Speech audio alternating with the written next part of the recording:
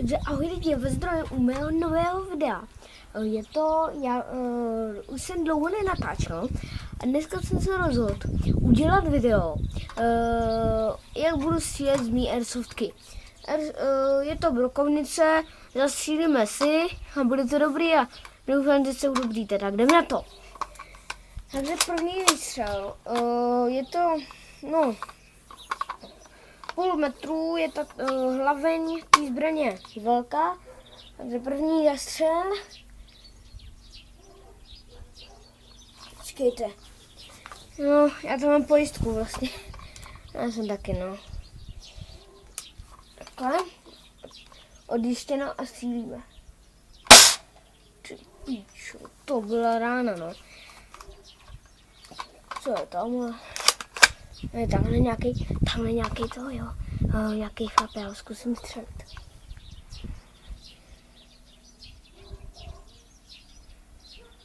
On třeba do tamhletý, to nejde střelit, ale budeme stíkat.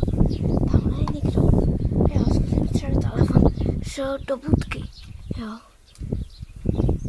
Až vyleze, tak zkusíme trefit.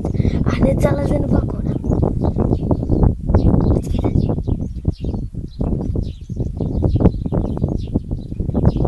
To je, on má zbraň.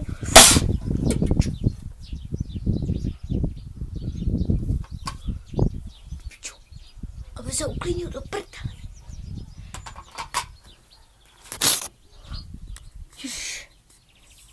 Ježiši, kot.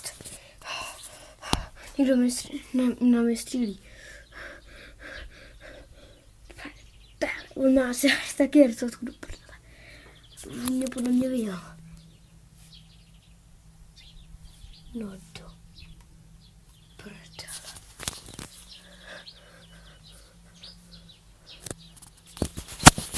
Jsou v objektivu.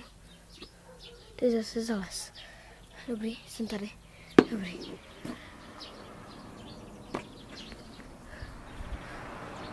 Počkáme na ní, až zase zraze, jestli byl to nějaký vtip.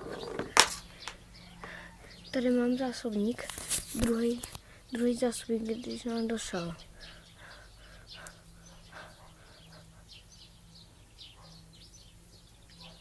No do prdele.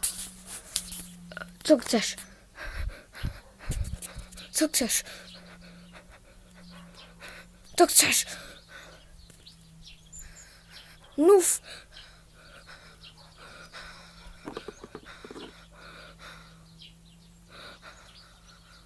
Do prdele. Pomoc!